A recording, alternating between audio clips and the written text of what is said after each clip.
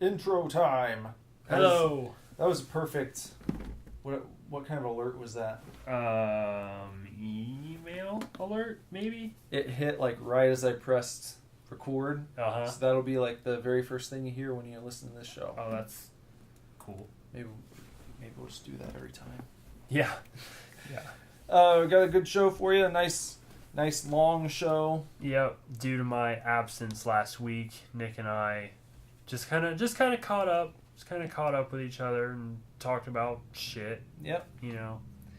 Talked about our philosophy on being a band and putting stuff out for people and not being selfish. Working, which played into that topic. Yeah, we talked about a lot. I feel like I went on a couple rants, but that's okay. That's what this is about. It's okay. A lot of our conversations today started and then completely changed into something else. So you'll have to, keep up with us, I feel like. Got some horror movie stuff, some comic book stuff. Some video game stuff. Our usual topics. Yeah, we hit it all. Yeah. So, as usual, check us out at, all across social media, starting with Twitter at SuperDivorce, Instagram, SuperDivorce Band, Snapchat, SuperDivorce, Facebook.com/SuperDivorce, and what else? Our official website, SuperDivorceMe.com. The Divorce Club on Facebook, Divorce Club on Facebook. You can search for that. You can. I'm going to pitch myself. You can follow me personally on Instagram at BenderButt. And then you can also email us, divorceclub@superdivorceme.com. Right. It's such a tongue twister. It's not really, but I just... Divorce Club at superdivorceme.com. We want to hear from you. We talk about it in this episode, how much we want to hear from you. Yeah. But yeah, just get at us on social medias. Hit us up. Mm-hmm. And make sure that you tune in. Just go on over to superdivorceme.com/superfanatics on Friday and superdivorceme.com/superscary on Saturday. Yep. For new episodes of those programs, respectively. Yeah. This week, we're pretty sure we're going to be bringing you double dose of double dose of holiday horror with the movie Krampus on Saturday from the one from last year, and then also the graphic novel continuation of the movie Krampus on Super Fanatics on Friday. So hopefully that's what we're going to bring you. If not, we'll have other topics for you. And maybe Old Man Logan. Maybe Saga. Maybe Johnny the Homicidal Maniac. Yeah. We'll bring you something, but hopefully it'll be Krampus and Krampus. Yeah. So, that about does it for the intro. Stick around, enjoy the show, and we will see you in the outro. Yeah. We are not getting a divorce. We are not getting a divorce. We are not getting a divorce.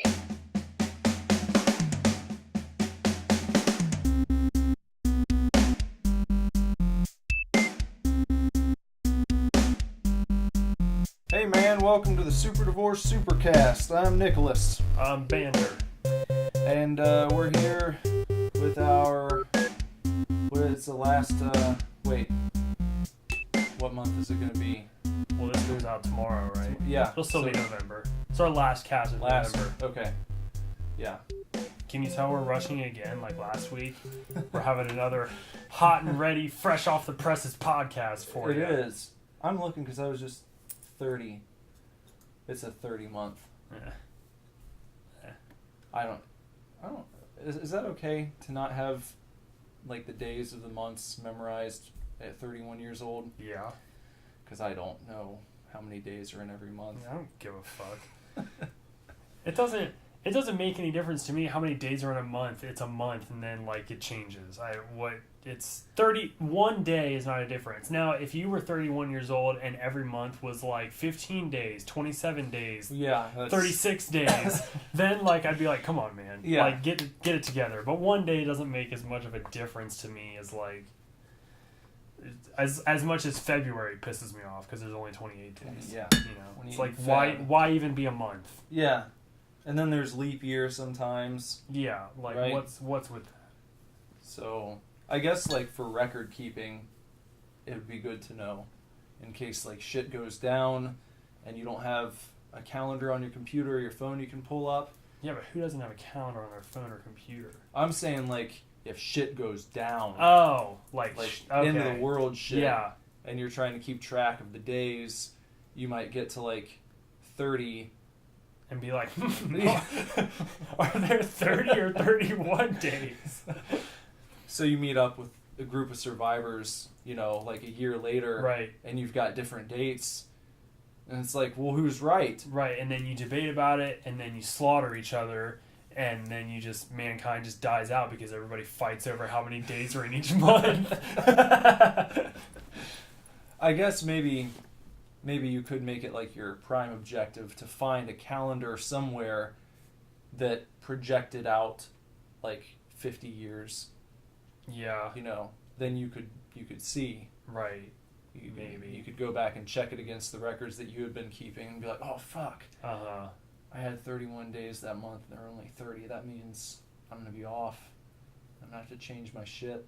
Yeah, or you could at least just find a calendar in general, and then you would just be able to know how many days are in each month. Like, you just find a calendar, keep the calendar, and then anytime somebody was like, there's only 28 days in September, you could be like, Yeah, but I found this puppy dog calendar. But the reason I said you need one that projects is for the leap year thing, because I don't know when the next one is. Well, it's every 4 years, right? When was the last one? This year. It's was 2016, so the next one would be year? 2020, I think. Obviously, I don't follow this stuff. I'm pretty sure it's every four years. That sounds right. I believe you. I'm 27. I don't know. I just want to drink this beer. We're gonna move out of the realm of calendar talk, dystopian calendar futures, and move right on to beer me. And we're beering each other with Dogfish Head beer for breakfast stout at 8:00 at night. Yeah. Yeah. Cheers.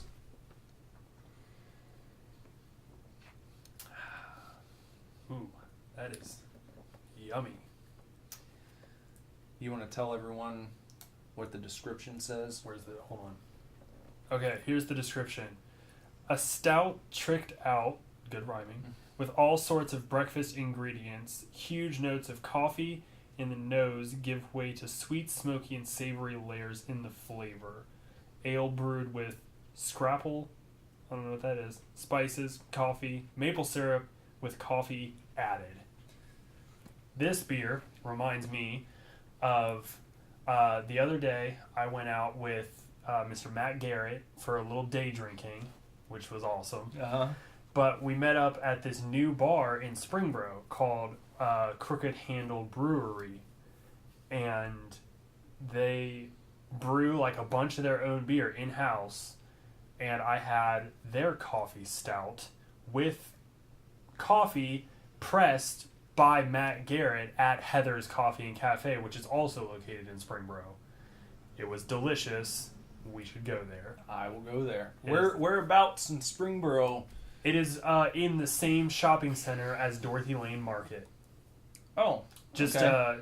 Like DLM is like here, and it's around the corner by that B-Dubs. Oh. It's very nice. It's a very nice establishment, and I met the owners. And they seem very cool. They wanted to set up an art show with your wife. Oh, really? Yeah, I got their card because they have local art, and they're kind of getting ready to switch it out. So Studio 85 might have a showcase there. Very damn cool. Yeah. working for your wife. That's what I do. Out on recon. Uh-huh. Well, that's cool news.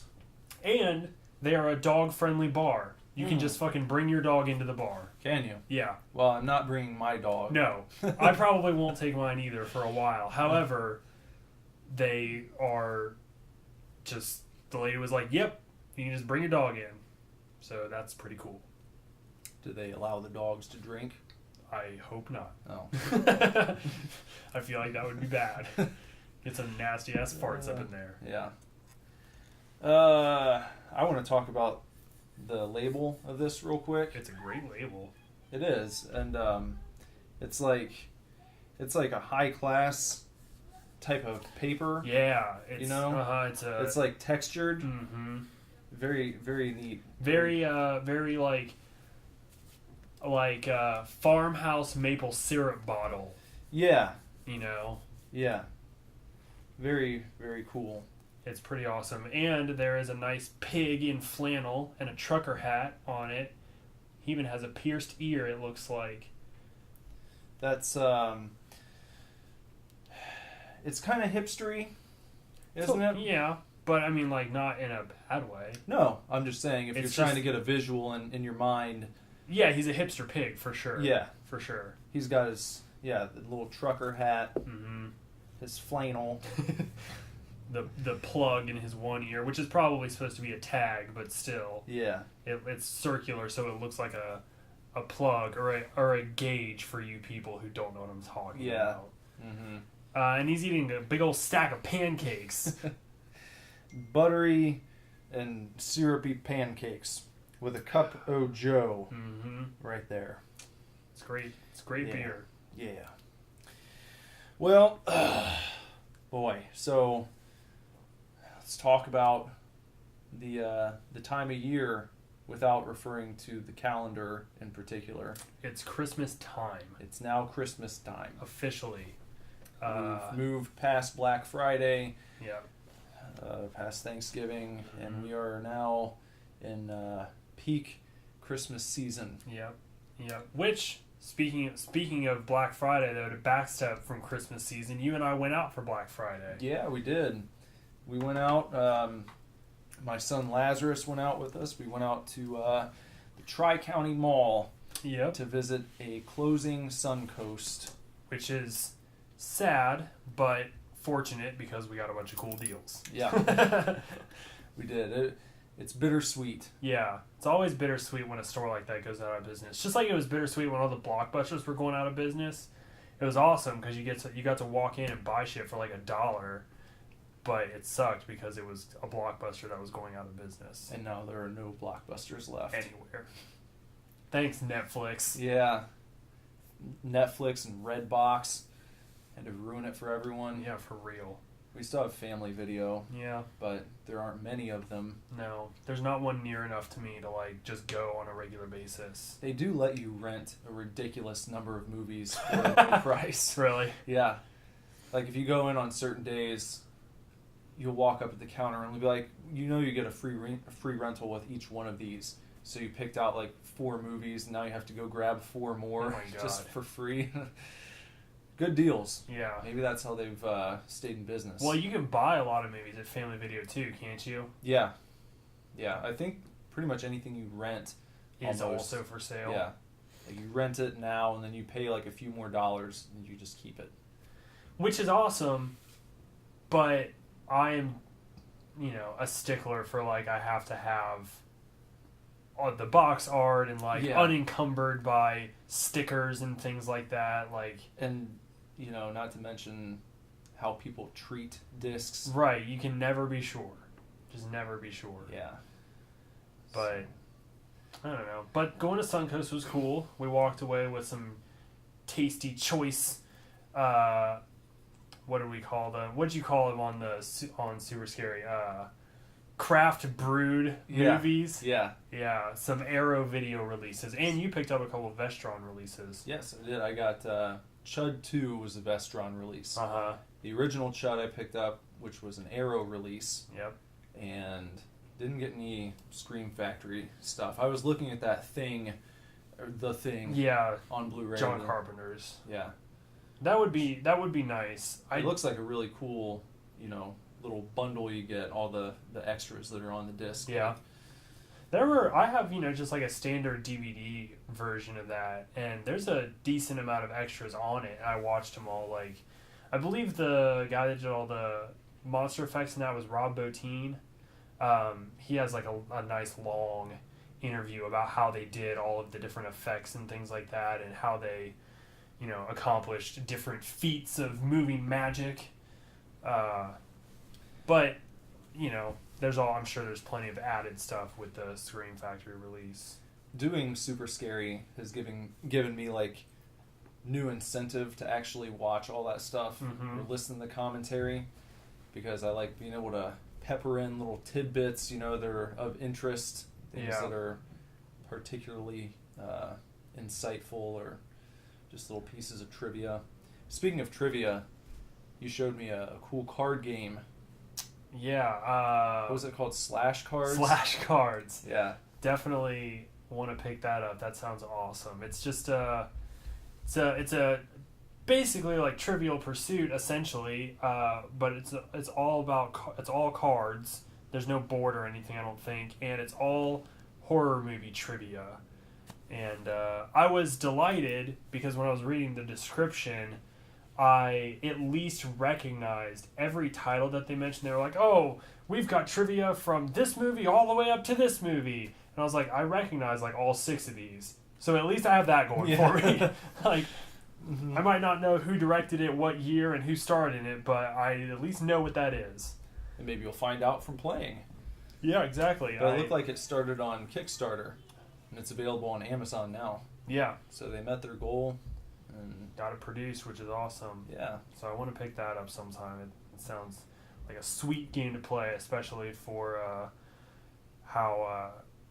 I mean, I know you've always been a fan of horror, but I feel like we're both even still growing in that with this super scary business. Yeah. It's like, well, I remember talking to you. I don't know. It's been a while, but I remember you saying at one point you were kind of sad because you used to have a pretty regular routine of buying horror movies, and then you kind of stopped. Yep. And I know I haven't been a regular purchaser of movies for quite a while, but right. Doing Superscary, it's incentivized me to start doing that again, and I guess it's cool being doing the show in the horror genre, because we've got these cool companies that are doing such awesome releases. It makes you feel like you're kind of scratching the collector itch as well. Yeah. Because you're not just going out and buying a random DVD that's at Walmart for $5. It's like, right. You're tracking down these well crafted movies that have a lot of effort put into their restorations. Yeah. And it's like buying fine art, like it's really awesome. I mean, we've talked at length plenty of times about how great these companies are, and it really is. It's really, I've been, but for every Scream Factory or Arrow release that I purchase, I do buy like 6 $5 movies because I'm just like, yes, collection. Mm-hmm. But it's great. I have felt very satisfied in the last couple weeks because I've made a point to like pick up things here and there, horror movie wise, and it's been great. It's been really great. Yeah. It's nice to have, Lindsay is very, very up on horror and stuff like that. She's very much on the same level as I am, but it's nice to have you where we're actively increasing our knowledge and actively increasing our collections like together at the same pace. Like, it's cool to have that camaraderie, as we go through this. But yeah, it's super awesome. Yeah. So if you're listening and you haven't watched Superscary yet, check it out. You do? I love it. We have a lot of fun doing that show. Yeah. And we're having fun with Super Fanatics. Mm-hmm. I feel like that's starting to come together. Definitely. The last episode was super good. Yeah. It's fun. Because I feel like it's almost falling in line with the same formula of Superscary. Yep. At the beginning with Fanatics, it was kind of scattered and just kind of like comics. You've got such a broad topic, there's so many things you could talk about. Even if you said, we're going to focus on Spider-Man this week, you wouldn't even know where the fuck do you begin with Yeah. Spider-Man? So doing like little arcs or a particular graphic novel, I think has really helped us kind of zoom in on one subject, and then we can kind of expand upon that. It helps to stay focused and also inspire people to go and check out new shit. Yeah. I know we changed up our schedule a little bit, but I did read back through Saga today. I just read the first 6 issues. Mm-hmm. It's so fucking good. It's just Brian K. Vaughan is such a humanistic writer. Mm-hmm. I mean, just like his dialogue and the situations he puts his characters in are so unrelatable and relatable at the same time. Like, I can't fucking relate to a dude with horns marrying a woman with wings and having a baby in a galaxy-wide war, but I can. Yeah. At the same time. Yeah. It's just, I think he writes dialogue as real as, like, he's like the Tarantino of comic books. Mm-hmm. I think Tarantino has some of the most real dialogue in film, and he has this ability to, like, write his characters, and the actors are able to deliver what he needs to come across as just like, yep, this is how these characters interact, that is what they sound like, I mean, the opening scene of Reservoir Dogs where they're just fucking talking about Madonna is like class, like point 1 or the example A, and that's what it is. I mean, his whole style is in that scene, and it's great. And I think Vaughn does that with comic books, which is a lot harder because no one's fucking talking. Yeah. You don't know what these characters sound like. You don't know, what necessarily how old they are or anything like that. So you don't really have, a lot of times you don't have a frame of reference like that. But the way he writes, you are able to fill in the gaps that are missing out from just being straightforward told on a page. Well, right. My mom is 29 and my dad is 30 or blah, blah, whatever it is. Well, speaking of Tarantino and his dialogue, I was just having a conversation with Kyle. You might recognize Kyle, listener. He was a special guest on an episode of Superscary where we talked about Children of the Living Dead. Yep. Anyway, I was talking to him, and he said he started watching 31, and he ended up turning it off. Yeah. So, yeah. But he made the comparison between, well, I guess he made the point anyway, that he thought Rob Zombie tries to be Tarantino with his dialogue, but fails. I can see like that. He's not equipped with the tools mentally, whatever it is, creatively, to be able to write dialogue the way Tarantino does, but he tries to anyway, and he doesn't do a good job. Mm-hmm. And I said I could see that. I think my problem with 31 was I wanted it to be more over the top. Yeah. And I told you this. The main killer, Doomhead, I thought it would have been sweet if he was just like a huge mutant, just a fucking monster, literally. Yeah. And if you would have taken out, I think with that movie, you could have taken out the entire beginning or reduced it down to like 1 minute where you see them driving, the van hits a trap, flips, they all wake up in the warehouse, and then it's just an hour and a half of just brutal, weird killers, and just go full tilt in that direction as opposed to trying to pepper in any semblance of like the feel or vibe you get from Devil's Rejects. Because I think maybe what happened with him is I don't want to say got lucky or overachieved, but I have trouble finding a different way of putting it. Yeah, like, I know what you mean. That might have been his masterpiece within that realm of horror cinema. Yeah. And he's not going to do any better. So maybe he should have gone back to the other side of House of a Thousand Corpses and just gone as visual monsters over the top. I agree. I mean, God, Devil's Rejects is a crowning achievement of horror cinema. Like, and there's a lot of people that fucking hate Rob Zombie, and I don't understand why. Like, House of a Thousand Corpses and Devil's Rejects, the Firefly family, are instant classics in my opinion, and it's great because he took characters from House of a Thousand Corpses and only made them better in the Devil's Rejects. Like, Otis only got better in the sequel. Baby Doll got better in the sequel. Like,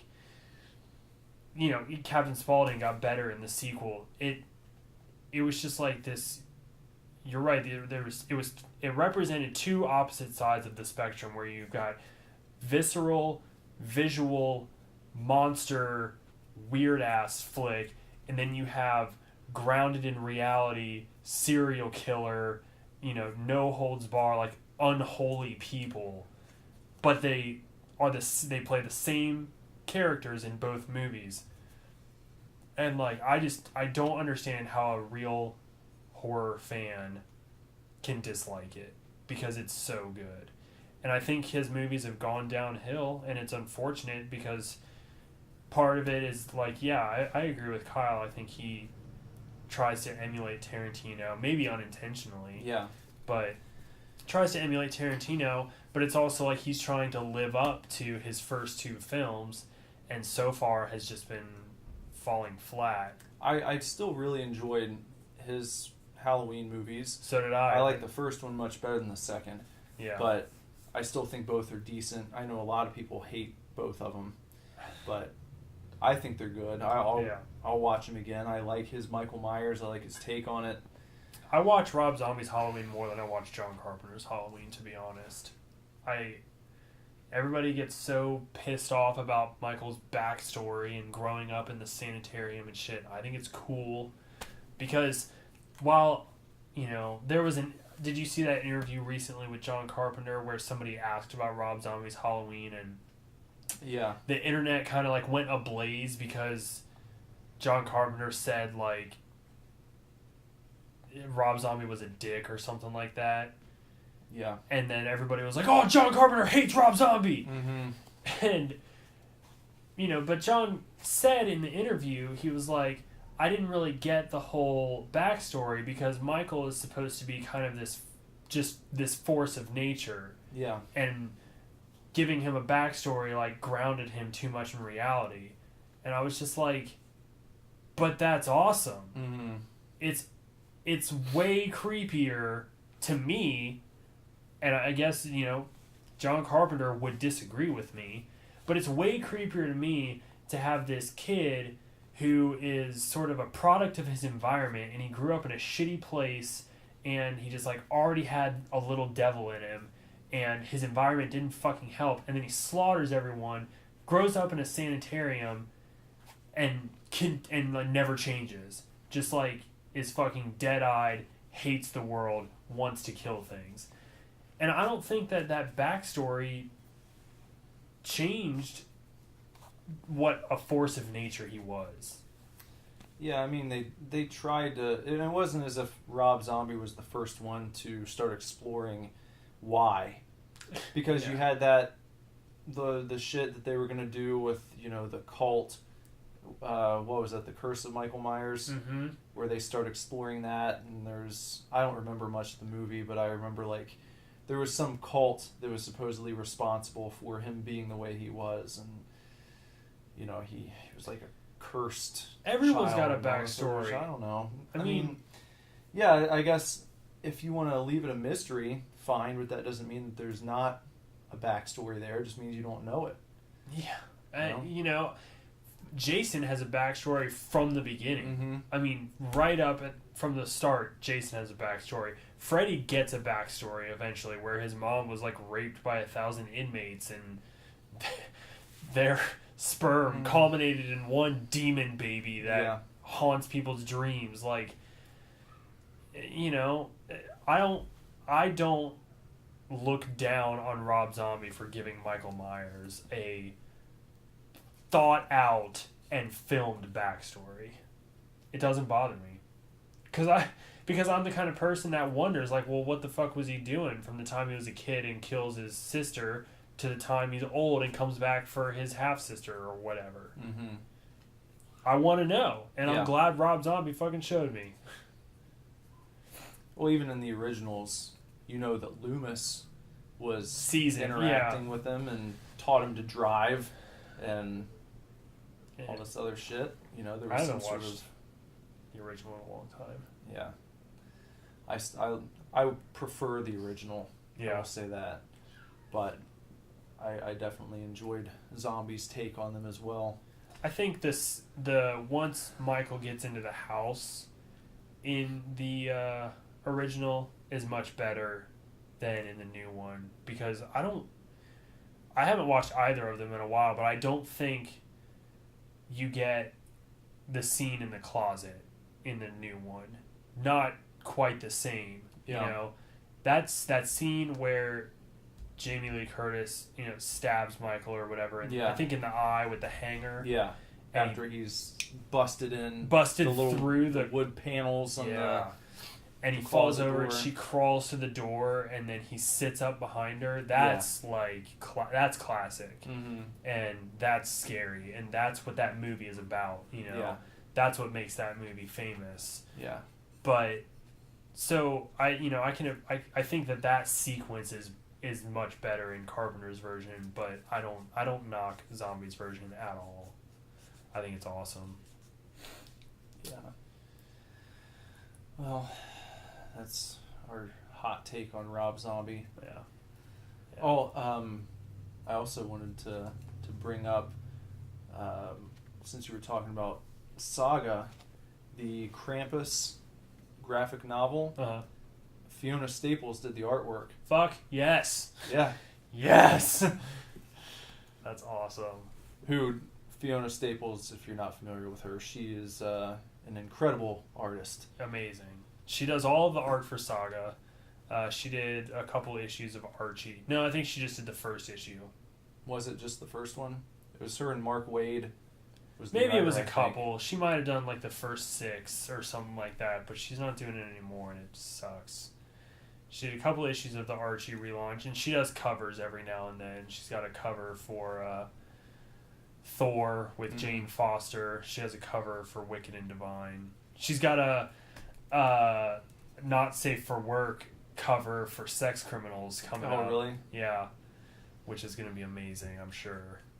But Fiona Staples is great. She does amazing work. So I'm definitely pumped to read that Krampus novel. Which I think we might talk about that on Super Fanatics. We're still going to try and do Old Man Logan. Probably. We'll this see. Friday. It's. Did you ever figure out where your issues are? I've got a few leads. Yeah. We're just trying to track those down, and once we get them, we'll get them and we'll bring it to you. Yeah, we've been trying for about a month now, but I think we're finally going to get around to it this week. Yeah, So, probably.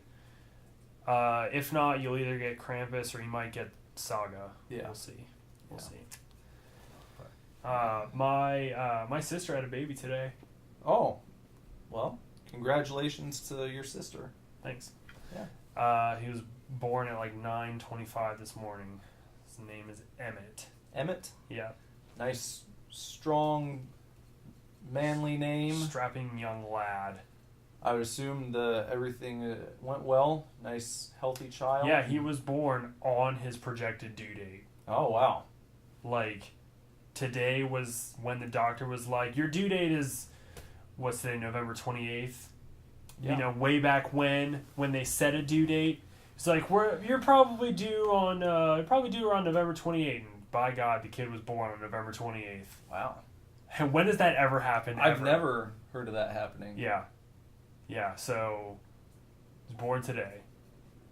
She was supposed to go in for an appointment, and I guess to be like, okay, today's my due date. Now what's going to happen? And like she woke up this morning and went into labor.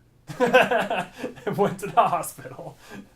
Well, Punctual. Yeah. Kid's going to be on time for the rest of his life. But I think I'm going to go. Hopefully, I'll get to meet him on Wednesday this week. So just got to get through tomorrow. And then, Yeah. Back to work tomorrow. Yeah. Just well, I got to go in early now, but Someone call off. no, I just have to go in early for a meeting. But it's whatever. It's when do I not have to go in early? What kind of meeting is it going to be tomorrow? It's gonna be a meeting about the schedule because the new cook has been requesting a lot of things for only being there for like a month. Yeah. So, I mean, it sucks because I'm such a laid back, I don't give a fuck kind of person, and like work is work. I'll just work whatever, which is something that is severely lost on a lot of people that are my age, some people that are older, many people that are younger. You work. Yeah. You just get a job and you work. Period. My favorite is people who, and I would run into this quite a bit when I was managing this or that retail place. It's like people bitch about not having money, but then those same people, when it'd be like, all right, one person can go home early today. It would be those people who always raise their hand. They're like, okay, I want to leave. But it's like, yesterday you were bitching about how, I don't get enough hours, I don't make enough money here. And they're always the first people to cut out and take off if they get the opportunity to do so. So it's... Which makes me feel validated a little bit because I complain about money a lot. And I know I do because I've complained to you plenty of times. Yeah, but I know you work your ass off. So like... All the time. I am at work, on time, every single day, without fail. I never call off. I never change my schedule around. I am there when they want me to be, when they ask me to be, on time, period. And I still feel like I don't have enough money, so I'm allowed to bitch about it. You know? And you do your job when you're there, right? Of course I do. I make better food than anyone else there. I'm done when I need to be done. I clean up what I need to clean up. And I don't make enough That's money. another thing that I don't know. People who you agree to go in and work someplace. Someone's going to pay you money to do a job, and then you go in and don't want to work. Like, why should you expect someone to want to pay you if you're not doing the job that you signed up to do? Yeah. Like, that's another thing that's just always boggled my mind is people who are just inherently lazy and can't even be coaxed into doing their job. You know, Right. You have to like threaten them or write them up or shit like that. It's like, just if you have a job, just fucking do your job. It makes the time go. Everybody has to work. You know? That's my philosophy. Like, you shouldn't be figuring out ways to leech off the system. I mean, Yeah. I'm sure millions of people do it, or thousands of people do it, whatever. And those people exist, and you know what? They suck. Yeah. Like, you can't just sit around and not work. My whole deal is like, life is childhood, work, die. Mm-hmm. And I don't mean that to sound bleak. It's just what you do. Mm-hmm. That's what you do as an adult person. Well, now, everything there's plenty of people that get famous. Yeah. I mean, but even the famous people are working. That's their job. And I'm sure that it looks glamorous to a lot of people who are just like working class, 9 to 5. But if you were plucked out of your everyday and then, let's say, dropped into the shoes of a celebrity who wakes up and, let's say they just finished, for an actor, they just wrapped shooting a movie where they were on set for 12 hours a day for a month straight. And now you wrap that up and maybe you get a few weeks to like recuperate and shit, but you're still probably going out and doing like public appearances, doing auditions. For your next role. You've got to hit all the public stuff for your movie that's coming out that you just wrapped on. Yeah, when your movie is about to be released or they're starting to build it, you're going to have public appearances, Tonight Show, Late Interviews. Show, morning show. You're going all across the country, all radio the time. shows Yep. where you're going to call in to probably fucking hundreds throughout the course of a few months. Yeah. Where you have to be there to do it. You're showing up in studio, or you're making sure, hey, at 3 o'clock I've got to call this radio station for 15 minutes. Like, right, and then at 3:30 I have to call this radio station. Yeah. So your schedule is going to be jam-packed. I think a lot of people look at celebrities and they just think that, they shoot a movie for a month and then they get to sit on their ass for 2 years until they do another movie. But that's not what they're doing. Same with musicians.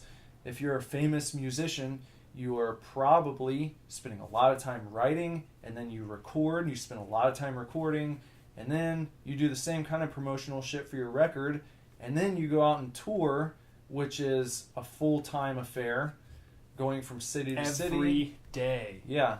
Still, while touring, probably making those same kinds of phone calls where you're calling into a radio station for an interview for 10, 15 minutes. But how many times are you doing that over the course of a few months? It's probably fucking mind-blowing. You're probably hitting at least one radio station in every town you go to. And that includes either calling in or appearing on the radio station, doing acoustic performances at the radio station. For a morning show. Right. Where you have to be in at like 6 a.m.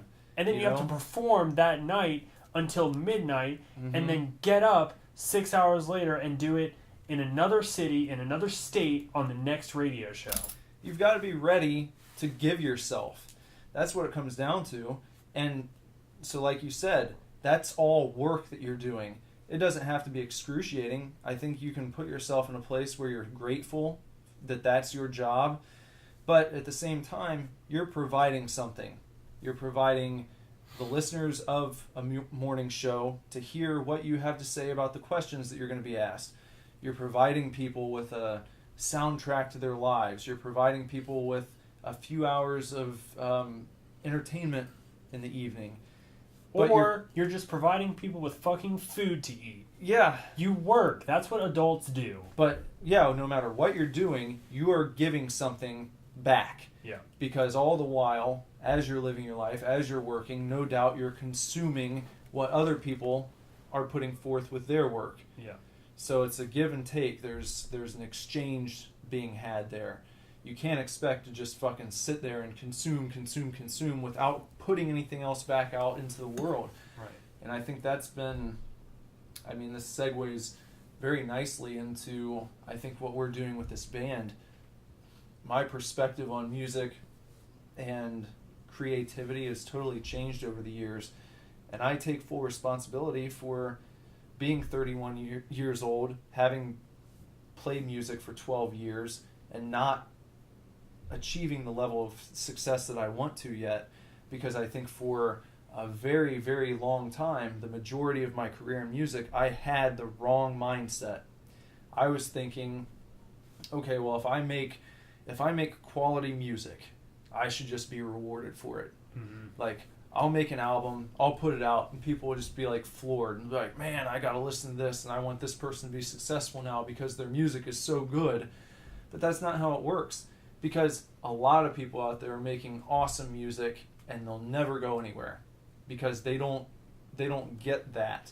They don't ever ask themselves what else they can give. Yeah. And that's been my philosophy since this band started. Is like, on top of making good music, I think it's more important to give back in other ways as well, to make real connections with people, to offer shit to them that other people aren't offering, so that they've got more reason to support you and to follow you than just, their music's pretty cool. Yeah.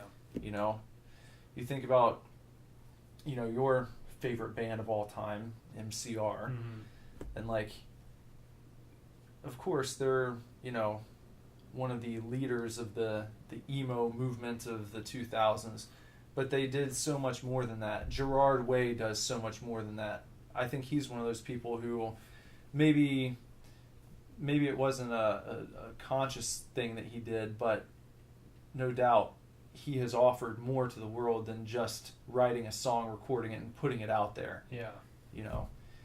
He was the face of a particular movement by making himself available for so many interviews and being all over all over the place, and when he was exposed to fame, when he was sort of, I would even go so far as to say is like maybe, you know, he was pushed by the fans into being the poster child of the emo movement. Yeah. He didn't scoff at it. He didn't throw it away. He didn't turn his back on the fans. Like, he accepted his role as the face, and the band accepted their role as the band of the emo movement, and they just went with it. And, you know, and now Gerard is doing what he loves. He's doing comics, but that is still giving something back to your fans. And he's not just, it's not like he used his status to just say, I'd like to write a comic now. Like, he went above and beyond. Like, what's his face from Slipknot? Corey Taylor. Corey Taylor wrote a comic called The House of Bone and Gold or something like that, which I think is a Slipknot song. And it's like like, nobody fucking cares, Corey. Yeah. Get out of here. Gerard Way, again, like he did with My Chemical Romance, where it was like more than just recording an album and being done with it and hoping people latch on and support you because of how fucking rad your tunes are.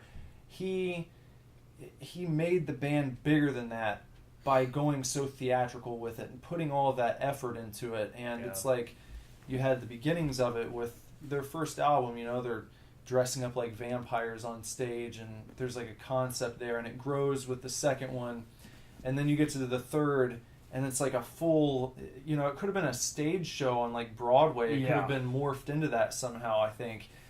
And then I think, you know, honestly, I think they went from like vampires, and then they hit that like their revenge phase where they were all wearing bulletproof vests, and Gerard had like the red stripe across his eyes all the time, and or they would wear the Crazy 88 masks, you know. And then they morphed into the Black Parade, and it became this whole theatrical production, and their album was a rock opera, and like it had meaning and it had depth, even more so than the other two albums.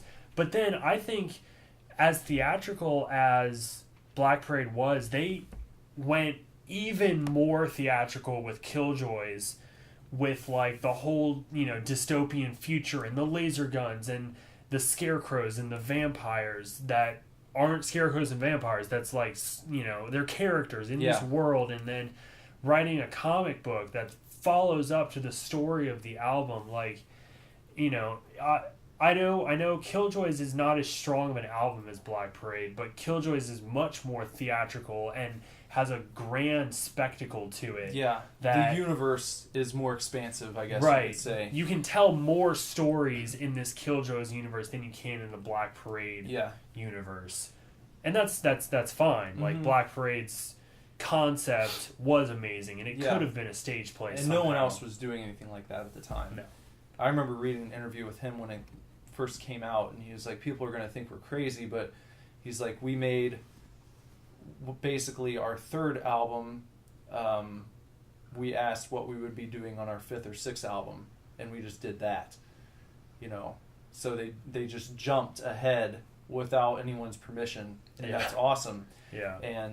And then so going from Killjoys to his work at DC, you know, as opposed to using his clout as the front man of MCR, and he could have probably just said, I have an idea, I'd like to make a 6-issue run of this or that, and then being done with it.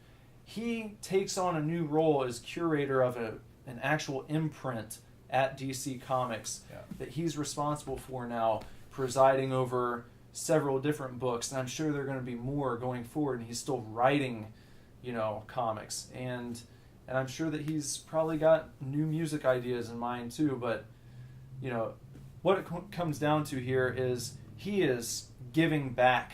He's putting something out into the world for other people to enjoy, and that's what it's about. You've got to focus on that. You can't really be concerned, in my opinion, with, like, you know, getting rich or the kind of house that you want to have. Yeah. I mean, everyone would be cool to have this or that, but I think if that's your main drive, you've got your focus, your awareness on the wrong thing. But you just, you know, you have to make do with what you're doing. Like I know I get frustrated a lot because I feel like I work all the time and I struggle with money. But the flip side of that is that I do make sure, and I kind of make a point to make sure that I'm comfortable in the way I'm living, in the sense that, like, I know what I enjoy, I know what I like, I know what my interests are, I know what I want to fill my time with, and so I spend money to fill my time with those things. I spend my money to fill my time with comics, with horror movies, with, like, experiences with Lindsay, like, those kind of things. And I think I just don't have the wherewithal to acquire all that in small increments. Yeah. I just want it all right now. Yeah. And that's where I slip up. But I still like, as hard as money sort of is for me to manage, I'm still, like, overall pretty happy, like, with, like, where I am. I'm glad that I have a large collection of horror movies that I can just almost every night. It's just like, okay, what movie do you want to watch? And I'm just pulling, from all genres, and from movies from the 1950s all the way to 2016. I've got a little bit of everything. And then the same with comics. Like, I'm glad that I have 5.5 long boxes. Gonna probably need 6 long boxes soon, So, I don't know. The bottom line is, you can't work somewhere for 3 weeks and 3 weeks in a row ask to change the schedule to accommodate for yourself. Now, part of the reason my new employee is doing this is because there are some medical things going on in her family. She had a medical leave first, which was fine. I completely understand, and I covered for her. And now her dad has some medical things that she needs to help out with. And, like, I get that. But, like, my dad's going to have open heart surgery in a week. And my mom was like, hey, what can you do? And I was like, well, I'm off this day and this day. Mm-hmm. I can help, but I am working this time, blah, blah, blah, blah. Like, I have to fucking work. Yeah. That's my job. It's what you do. That's what you do. So, you just have to, you just have to do it. You just have to work. You have to work. And I do. A lot. You work with your son. Yeah, well, yeah, if I wasn't doing it, someone would be charging me a lot of money. Yeah. So, as a stay-at-home dad here, I'm lucky enough to be able to do that to where it makes sense financially, where people have made some comments here and there. I really don't give a shit what anyone thinks. They don't know what the numbers look like if I were to sit down with Jess and, like, talk it out and see, okay, well, when I left GameStop, it was just like, I mean, we could send our son to daycare and pay out fucking over $1,000 a month, possibly more, possibly $2,000, depending on where you're going. Maybe more than that. It's fucking expensive. Yeah. But in the end, it was like, well, for that little bit of extra money, it doesn't make any sense for me to keep working. She had the shop. I stay home with him now. That's just what we do. That's how it's worked out. And I'm not going to be like the martyr parent. Some parents out there act like it's the worst thing, and oh my God, you have no idea what it's like to be a stay-at-home parent. I've heard that before. Like, I, been at, when I was working at GameStop, I think once or twice, I had talked with a customer who, like, was coming in to get a game or whatever it was, and I had said, they had said like, oh, like I'm really pumped to play this, but like, I'm just trying to find time, and like I'm with kids and whatever. And Yeah. I do remember one particular time this guy was like, oh, like I think it was with The Witcher 3. Yeah. I was like, oh, this is so good, but like I have such a hard time, finding time to play it. It's so big. And he was like, yeah, I know. I wanted to pick it up. I'm really excited to play it, but like it's just hard to find time, like, with my kids and everything. He's like, I'm a stay-at-home dad. And I was just like, oh God, that's like my dream job. Mm-hmm. And he was just like, he was like, it's awesome, but you have no idea how hard it is. And I'm like, I don't give a fuck how hard it is. Like, Yeah. I just want to stay home with never- children. I've never bitched about it to anyone, No, and you I haven't. won't. So there are some days where, like, especially early on, when your child is truly like a child, like a baby age, and he's just, when he would be screaming or something for hours at a time, and you can't do anything about it, and you just have to sit and fucking take it. Yeah.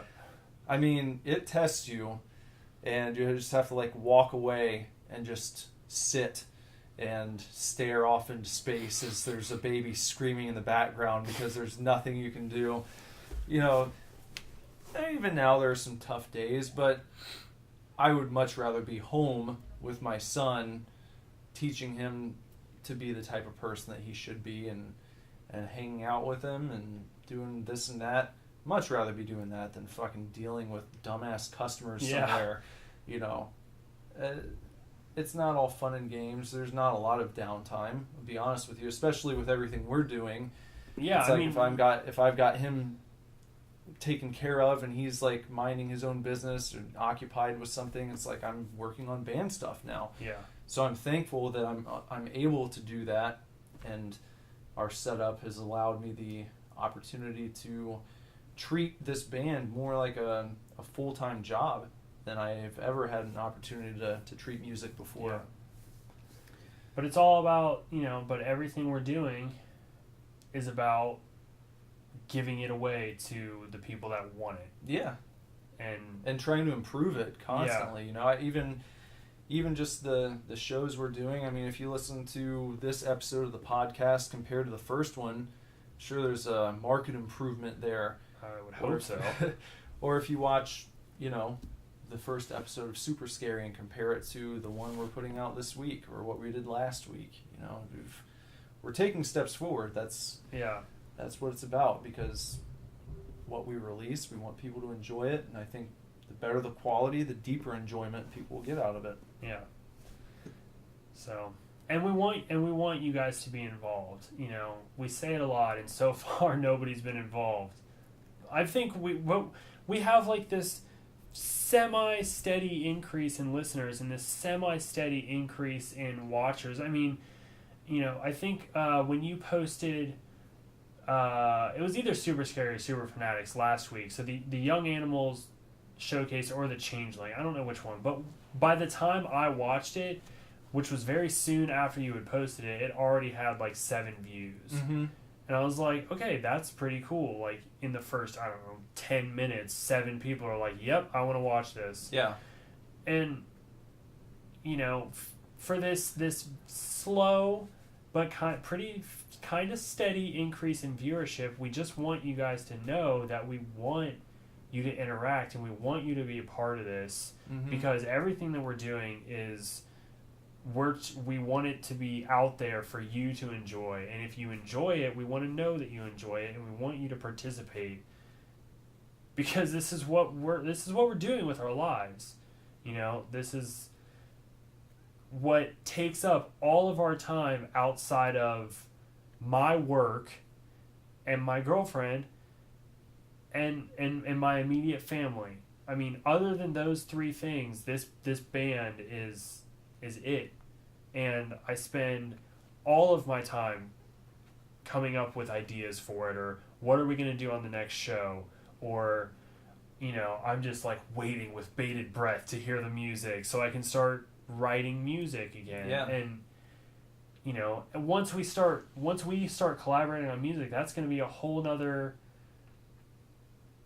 day, really, like during the week, you know, Yeah. if you think about it, a whole nother day that we're going to have to get together, or, you know, the equivalent amount of hours we're going to have to add on to the days that we record shows, because we have to be practicing now and we have to be learning things together Yeah. and all that stuff. So we're working our asses off for And you none guys. of this is a pity party. No, we It's just just- want you to enjoy it. I love working this hard. Yeah, me too. It's great because I feel like it's going towards something, even if it doesn't look like it right now. Yeah.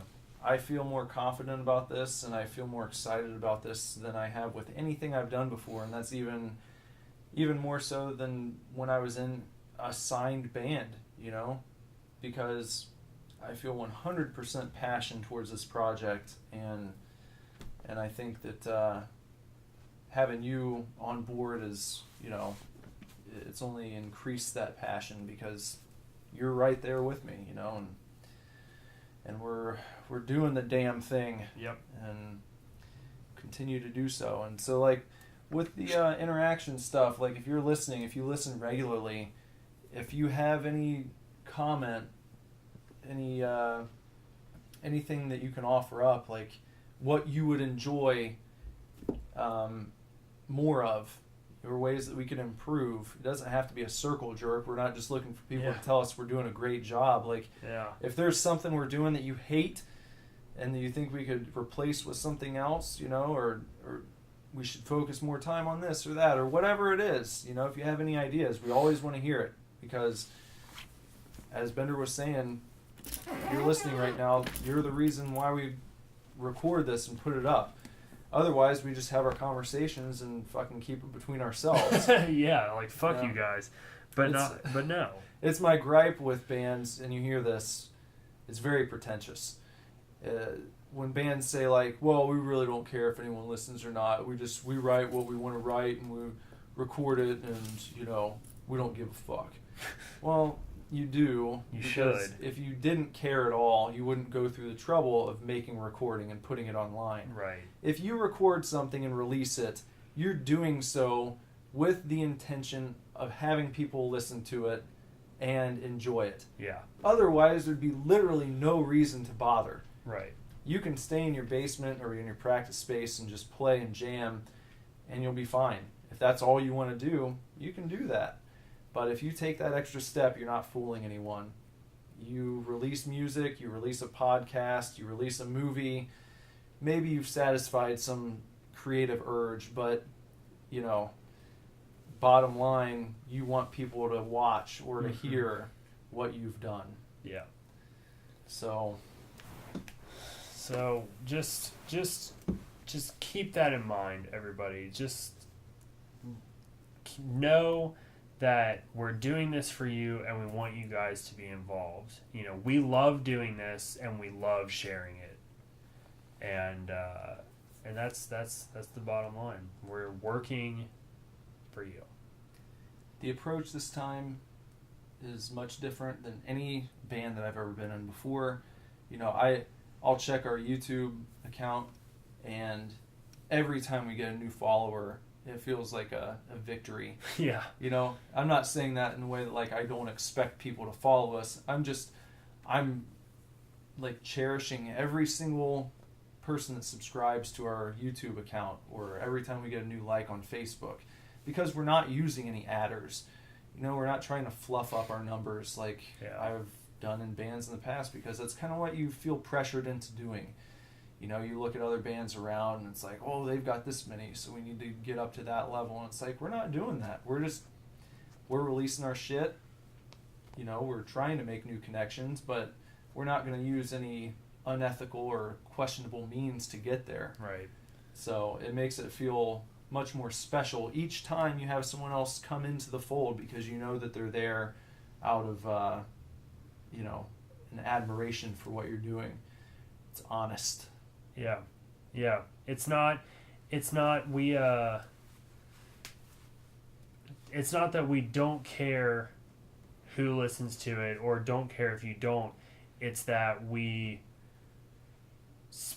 care more about, like, if you legitimately like it. Yeah. If you don't like it, you don't have to listen to it. But, you know, we're not gonna right pad our numbers with these people that are just sort of the like for like crowd. Yeah. You know, we're not gonna like this band and then have them like us back just so that it looks like we have more people following us. Like, if you follow us and you listen to our things, we are genuinely interested in what you have to say and what you think, and we want only people that want to follow us to follow us, because then if and when, you know, we make it to that point where we have 1,000 followers or 10,000 followers or whatever, we'll know and we'll be satisfied and happy that every single one of those people made the decision to follow us themselves. Right. And it wasn't just like a pity like or an exchange, as you said, which is why our Twitter account looks like a joke.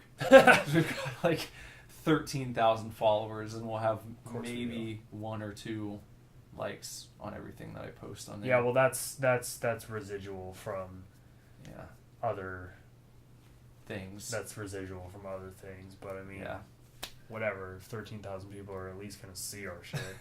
Maybe. See, the thing is, like, the problem is when you get up into those numbers, like, who the fuck's looking? Yeah. When you've I got don't even know. When you've got 13,000 people following you, you know, probably 12,000 of those people did a like for like, so they're like for liking everybody, so those people probably have thousands of followers, but they're not getting retweets, and they're not retweeting you. Because they're probably following 12,000 people. So they're probably not even seeing your shit. No, because they're seeing 12,000 other people's posts constantly. When you get up into that number, it's like, why you can't even bother? keep up. Yeah. Even if you wanted to see someone's post that you're following, you'd have to probably go to their page to do it, because your feed would just be bombarded. Yeah. Like every time you refresh, there's probably like 100 new tweets from people that you don't even give a shit about. I can't even handle Twitter. That's why I left Twitter.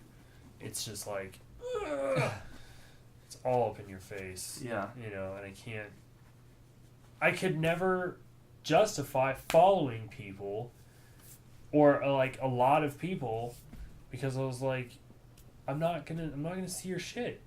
I'm not gonna like live on Twitter to make sure that I get the latest update on like what these 400 people are doing. Yeah. And Twitter, I feel like I don't fucking know because I'm not on it, but I feel like Twitter is kind of like, it might be a little bit better designed than Facebook because it's like just your update, your status update basically. So you're not being marred with like news articles and things like that, unless you follow the fucking news. Yeah.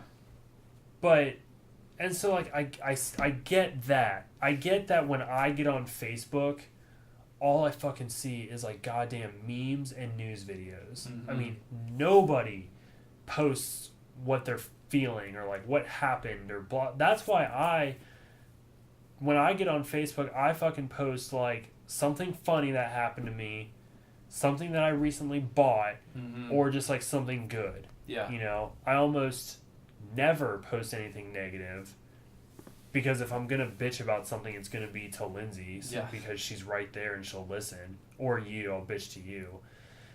You know, and I don't post anything like too personal, because I don't need 350 people seeing it. Like, the other day, Lindsay's friends with a shitload of people on Facebook, but that's because she's a tattoo artist, and that's what you do. That's how you get your work out there as a tattoo artist. But the other day, some chick on her timeline who she's never met, she doesn't know, anything like that, posted about how she was gonna fucking kill herself. And in the comments, it was just like all of these people like, what the fuck, blah, blah, blah. And she was just like, nah, I'm gonna kill myself. I hate life. Fuck my son. He can go up for adoption. I don't care about anything. Like 6 hours later, she posted a picture of her son and just was like, my whole world, don't know what I would do without him. Like, people are fucking crazy. I know. but I'm sure that there are probably just as many people like supporting her on the second picture. Oh, yeah. You forget about the first one now. Completely. Yeah. Never mind that you were going to kill yourself 6 hours ago. It's like now, oh, you go. Great job. You're a great parent. Yeah. You know. I think my point that I was getting at between like Twitter and Facebook is that like sometimes when you refresh Facebook, like shit just disappears. Yeah. Like, you know, you're looking for a stat, you see someone's status, you refresh, and then their status is just like gone forever. Facebook's chronological listing method is just fucked. Yeah. Like, it's just wrong. So I feel like even if you're following like 12,000 people on Twitter, you can scroll through Twitter and it will give you a chronological update of all 12,000 people, like, as it's happening. Yeah. Like, so, okay, that's fine and everything. I think that that's better than Facebook. But still, if you're following 12,000 people, you're not going to spend 45 minutes scrolling through every tweet, checking up on every person, figuring out who's doing what. That's why I think you have to follow the people that you really want to read, right? You know, or see pictures from. If you get up into the hundreds or thousands, then you're really going to have a tough time keeping up with seeing the things you actually want to see. I mean, how many celebrities' pages do you go to and it's like 10,000 followers, 52 following? Mm-hmm. You know? Yeah, they're not following many people. No. The people with the big accounts usually, unless they're like for like type accounts. Yeah, then you can tell. You can always tell. Like if somebody Same on has Instagram too. Yeah, exactly. That's why I've tried to keep the amount of people we follow down to a minimum. You know, I feel like our ratio is pretty good there. We've got around 250 following us, and we're following like 47. Yeah, that's a pretty good ratio. But I only follow people that I really give a shit to see. So I never played that game on there. Right. So I don't know. I have noticed your little music business quick tips videos have really been getting attention. Yeah. A lot of attention. Yeah. And I'm happy about that. For some reason. I don't know why, but it's great. I mean, it's awesome. What cracks me up is a lot of people that like those, I'll look at the, people who are liking, I usually go to their pages when I see that someone's liked something of ours. And it's a lot of, like, true motivational accounts, like success-oriented accounts, you know. Not all, but I would say a good number of them, maybe at least 4 out of every 10 likes on those videos will be people who are promoting like motivational tips or like inspirational quotes. And those people though are liking that shit based off your hashtags. Yeah. And they're expecting you to just like like their shit back, because that's what they're doing. They're trying to just like, hey, look at me. And I mean, I get, if you're going to their page, you're at least looking at it, so that's something. But like, every time some account likes my shit that's like that, not necessarily a motivational thing, but even like, I don't know, I post like a horror movie picture and then you go to somebody's account and it's just like all they post is just pictures of their movie collection. Mm-hmm.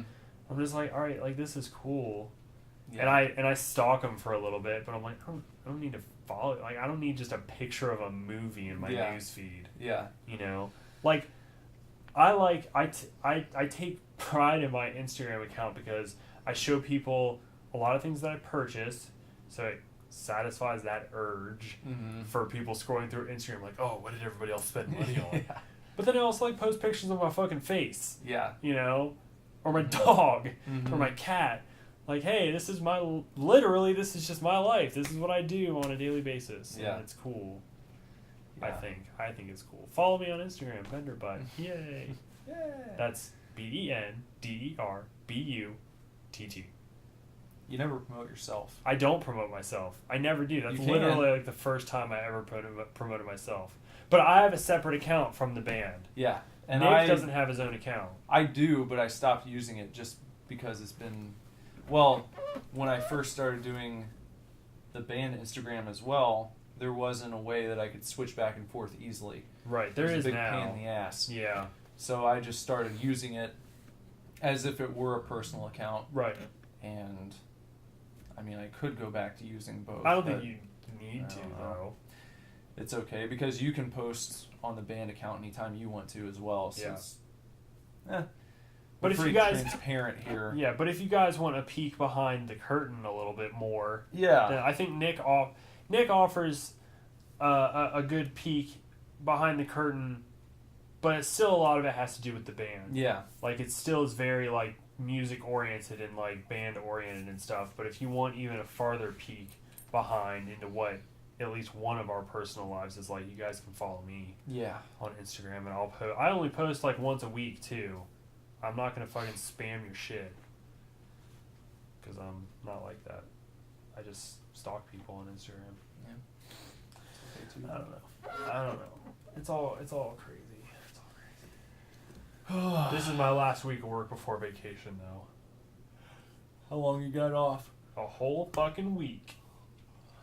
What are you gonna do? Hopefully, just hang out with you. I'm sure we will. Yeah. Any games you're trying to get to? I mean, maybe Tomb Raider. Right? Maybe, because I'm only like 30% done with it, so maybe a significant portion of that. But I'm starting to fall out of it though. Yeah. Just like my whole motivation for playing, and it kind of sucks, but I'm also kind of like okay with it. Yeah. I'm not anticipating any games coming out. Like I'm not up on it. I don't know what's happening. So I'm starting to fall out of that whole like, oh, this is coming out, I can't wait to play it, and this is coming out, I can't wait to play it. And so I still, we've talked about open world games before. I still think Tomb Raider is a little less open world than, it's more what I prefer. Yeah. But it's I think what is getting me is it started to get a little daunting. It started to get a little big. And I was kind of like, okay, oh my God, So I'll try to pick it up in the week that I'm off. We'll see. Because I'm having a staycation, guys. If you want to hang out with me, hit me up on Facebook or Instagram. Bend her butt. Yeah, you can hang out with me and my dog. You can go to the dog bar. Yeah, we can go to the dog bar. I still don't think I would take him yet. He's too young. Yeah. He just wouldn't know what to do. He won't just sit in a spot. I don't need him just like running around. He doesn't bother people, but still, he just needs to be a little older. Just a little older. I'm going to try and get through Dead Rising. Yeah. Before the next one comes out next week. Next week. I beat the second one in like 2 days. Right. So if I can find some time, if I can get most of our stuff done quickly for this week, then I might be able to carve out enough time to. You could use super tokens. I could do that. Just to get your playtime in so that you finish it up before the new one comes out. Yeah, it's true. Oh, well. I wanted to talk about your podcast with Jason last week, but maybe we can touch on that next time. I forgot to bring that up, just like how it went. And I know you guys were talking about top 10 lists and stuff. Oh, so yeah. Well, I mean, we can touch on it briefly here. yeah. I mean, you listened to the whole thing, didn't you? Yes. Or most of it? I did listen to the whole thing. I finished it. Yeah, if you listened to last week's episode, Bender was not here. I was post cousin's wedding. Yeah. I was not feeling too hot the day I woke up, and quite honestly, I was not up for a trip to Columbus. If Jason had been down here, I probably could have managed it. I really just didn't want to be in a car. Didn't want to make the 1.5-hour drive. I know it's not even that long. Well, no, but it's not like we only had to go 10 minutes. Yeah, So I just if wasn't you're hungover, driving an 1.5 hours to and fro. Yeah. I was really bummed out that I missed it too, because I was really excited to be on with Jason, and you know, I was excited to like see his place and, you know, spend more time with him, because I've really only hung out with him like 2 or 3 times. So I was really looking forward to that, but I was just not. It was not a good day. Well, we had a good time, and I think we'll, like we talked about, he might come back for like our year-end episode. Yeah, I think that'd be really cool.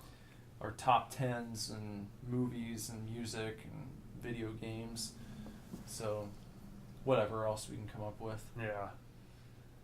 Well, I mean, I don't know if I can remember them all, but we could do a top 10 beers, obviously. Yeah. You know, we'll do I don't know if I think we mentioned it on a prior podcast, but we are going to do a year in review of, on the podcast we'll do all our beers, but we'll do a year in review on Super Fanatics of all the comics and Superscary of all the movies. And that'll be on those shows, respectively. Yeah. But maybe the first episodes of January. Yeah, it can be 2016 year in review. And then we're going to start keeping track all throughout 2017 and beyond, so that we can do entire year review episodes. Yeah. A series of them towards the end of the year.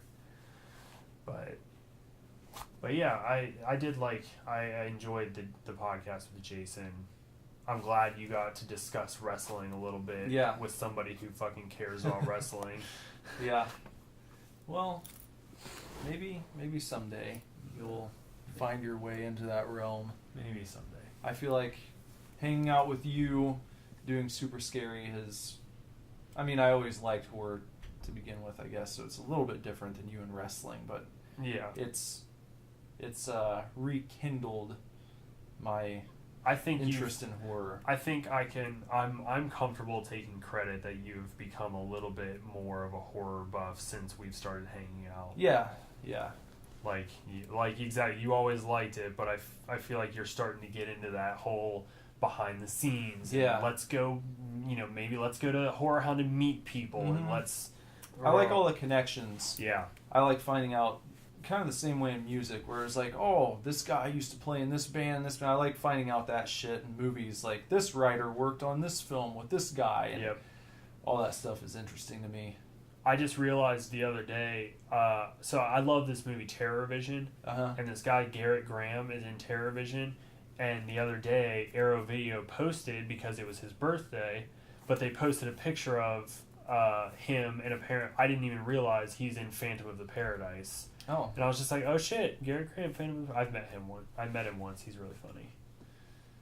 That's cool. But yeah, I love just all these directors work with these actors mostly, and these actors like to work with each other, and this person was in this horror movie, and then they were in this horror movie, and then sometimes you get like the connections outside of whatever medium you're talking about. Like I saw, I was looking at Norman Reedus' Instagram account, and there was a picture of him like hanging out backstage with Slayer. I was like, that's pretty sweet. Yeah. Like Norman Reedus just loves Slayer and gets to hang out with him. I'm pretty sure he's like a big metal fan though. Yeah, which I can totally see. I can see that too. He seems like a cool guy. I've never bothered to meet him because there's too many Walking Dead bitches in line, Which I've become. Well, Jess and I we're almost caught up now. Yeah, but you're not a bitch about it. Like, you're not a 12-year-old girl who's like, no zombies. No, Daryl's my favorite. I will say I am, and I can say this confidently, I am an old school zombie fan. Yeah. As old school as I can be for my age. Like, I was like right there, fucking jazzed. The first day Land of the Dead came out in theaters, I went with Kyle to see that. We drove, I told you, we drove to Pittsburgh to see Diary of the Dead when that was released, because it was only in select theaters. Yeah. And that was the closest one. We just watched that the other day because Lindsay bought it. Oh, yeah? Had you seen it before? I've seen it once before, and I thought it was dumb, and Lindsay was just like, no, this is the best one, and she bought it at FYE, and even took it up to the counter and, put it on the counter. Of course, it was, used, and it was, $1.99. Yeah. That's, how you know it's shitty. She puts it on the counter, and the guy just goes, "Man, this is my favorite of the Dead movie." He's like, it always gets a lot of shit, and he's like, "I love it." And she was just like, "See, people like it," and I was like, "Nobody likes this movie."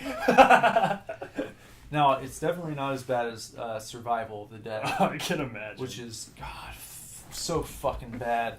Really, really bad. Like, it's embarrassing that George Romero made that movie. It bothers me sometimes that, like, you get these directors, and I guess, we were talking about Zombie, and it kind of it happened to him, but these directors have, like, 2 or 3 just, like, phenomenal movies, and then they just make shit. For the rest of their careers, they just make bullshit, fucking retarded movies. Well, it's like, the Romero movies up through Land, because I love Land. Yeah. I think it's a really good movie. I still like it a lot. But after that, just he forgot what he was doing somehow. Isn't there, there's Diary of the Dead, Survival of the Dead, isn't there like a Flight of the Dead or something like that?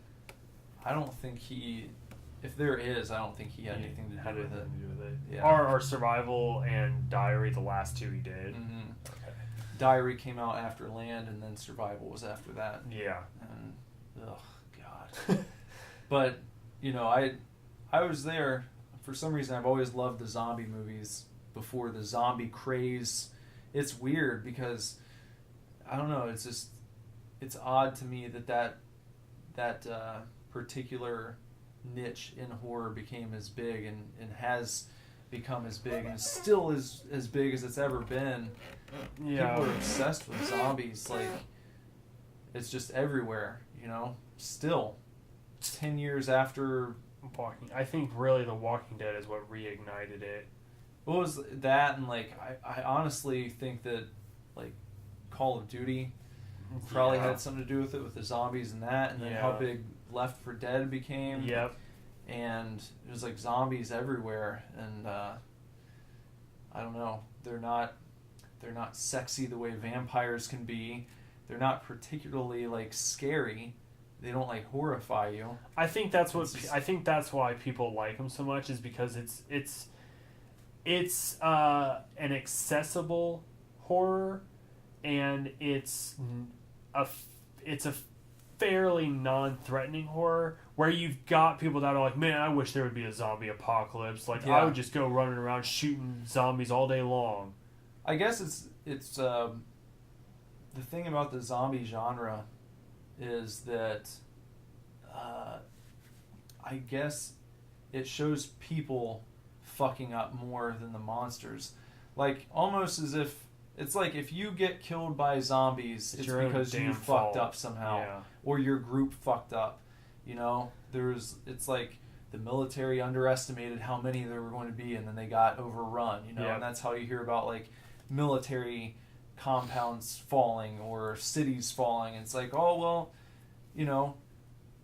it's something that should be containable, but then you've got like the asshole who was like, well, my little girl got bit and I just couldn't stand to put her down, so I kept her in the house, and then she got out and bit someone else, and then they got to someone else, and then you can see that. Yeah. You can understand how that might happen, and you know that it shouldn't happen. I mean, how many times in The Walking Dead does somebody have like a zombie chained up because they can't shoot their own wife, daughter, son, husband, brother, or aunt. keeping a room full because their whole family turned and they just couldn't do it, and then one person walks in unknowingly and gets overrun. It's your own fucking fault. Yep. Zombie apocalypse is your fault.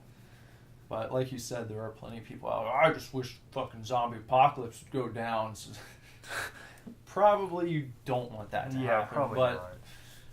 I don't know. I've never been a big fan of the zombie genre. I always thought it was kind of just kind of like I'm pretty take it or leave it on zombies. I think your Romero films are your classics, and then everybody else just kind of falls short. None of the I don't like any of the I don't like Fulci's Zombie. I don't I mean, Children of the Living Dead was funny, but it's obviously not a good movie. Right. Return of the Living Dead is good. Which Yeah. I don't think you. No, I still saw- haven't seen that. We're gonna we need to cover that on Super Scary sometime. Yeah. Because I know that that's definitely revered as a classic zombie movie. Mhm. Your Russo follow up or Yeah. whatever. But after that, like I tried to watch Day of the Dead 2 Contagion. Oh god, that's fucking awful. It's so Yeah. bad. Yeah. So I think that one's. bad. I think that's on YouTube for free. Yeah, probably. Yeah. It's on Hulu. Uh-huh. I tried watching it. It's just god awful. And you then, know. but the Dawn remake I enjoyed. The Dawn remake is really good. I like it a lot. I haven't watched Land in a while, but I do own it. Mm-hmm. That'd be a good one to go back to. Yeah. But yeah, I remember I picked up Zombie when I was in high school, and I wasn't too wowed by it. It's so I always dumb. felt like Romero was kind of the gold standard Yeah. in the zombie Exactly. realm, Yeah. you know? And so that's why I think Children of the Living Dead became such a thing for me and Kyle, because we were huge fans of Romero's movies. So we watched that, and it was like, what?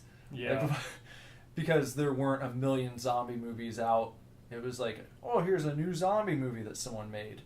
Well, It's I agree. Romero is, the 4 good Romero movies. yeah. Those are the standard to live up to, and I really don't think, anyone has particularly lived up to them.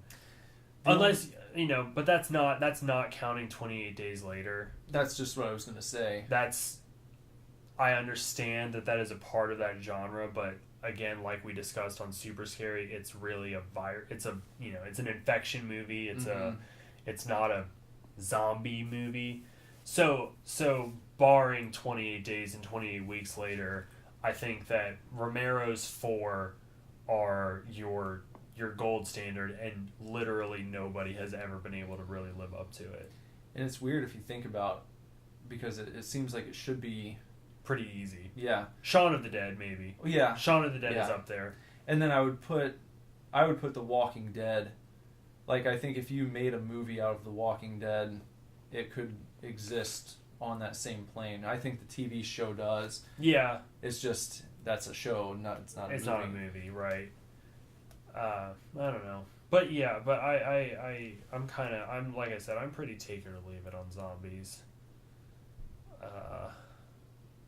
I think if I had to pick like a classic monster, I'm probably more vampire.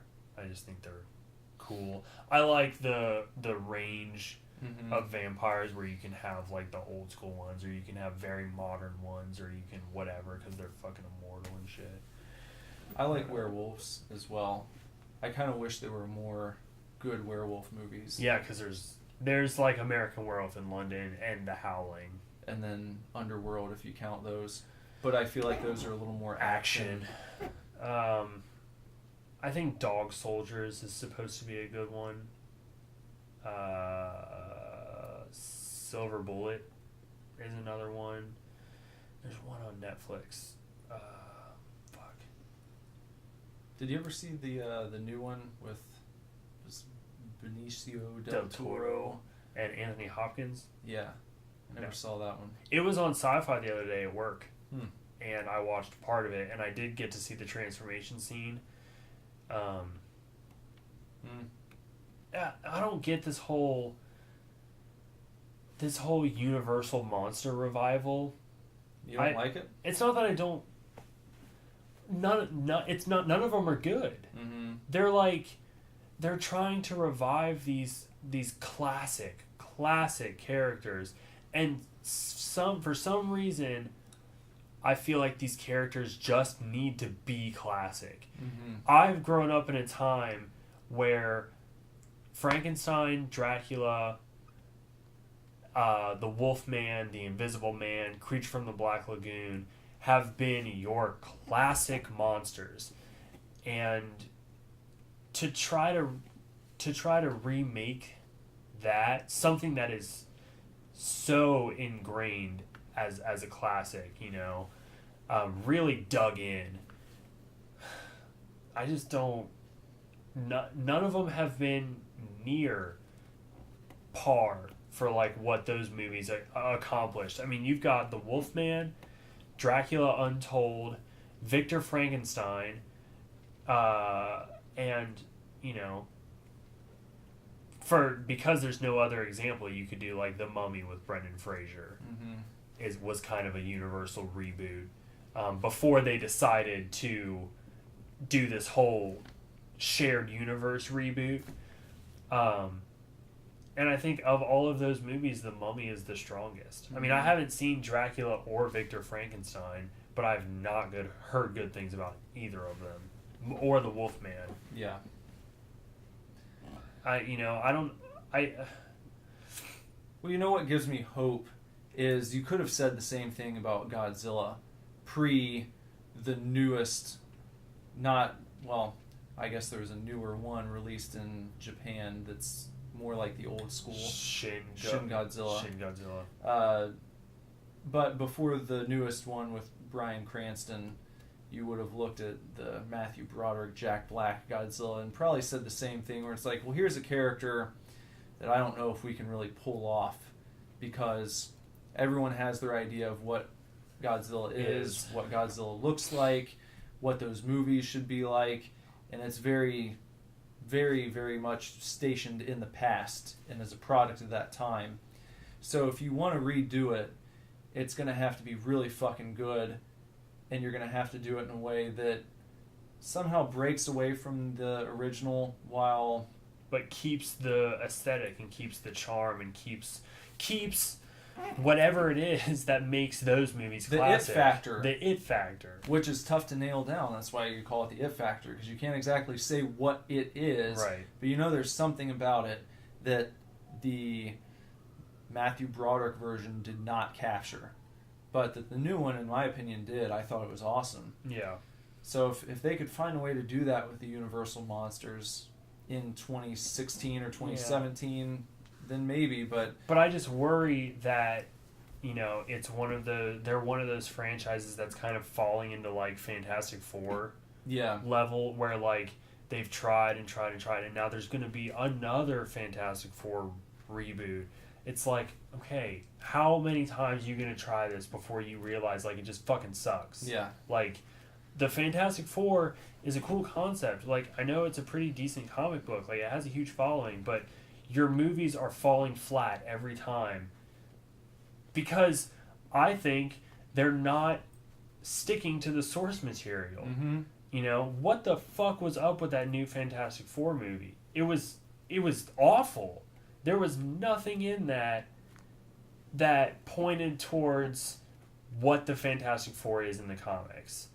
Doctor Doom was nothing like what he is in the comics. They didn't go up in a spaceship and hit a storm together. Like, it was like a whole nother portal into a dimension, and they're going to come back out of it with powers, like... And then they were militarized and stuff. Like, no, they're a family. They're the first family of Marvel. Like, that's what their deal is. You need to make that, because that's what it is. So I don't know. I just worry that the Universal monsters, that they're just going to keep trying, and every time it's just going to be like, well, it's not as good as the original. Well, it's not as good as the original. Yeah. You know? And I don't know. I guess you shouldn't stop trying, but I have not made any sort of effort to see any of them. You know? But that's just me, I guess.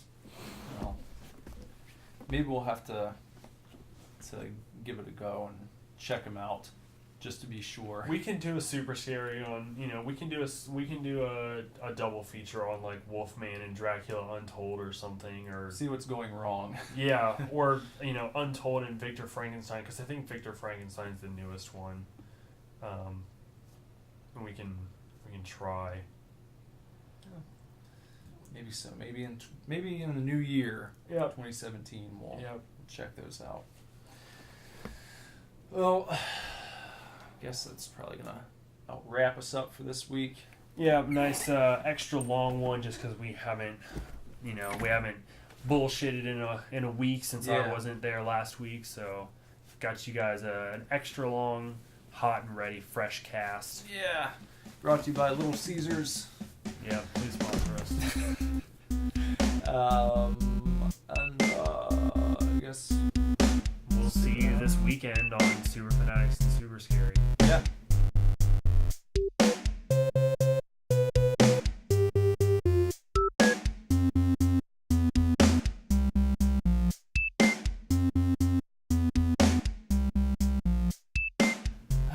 What a show.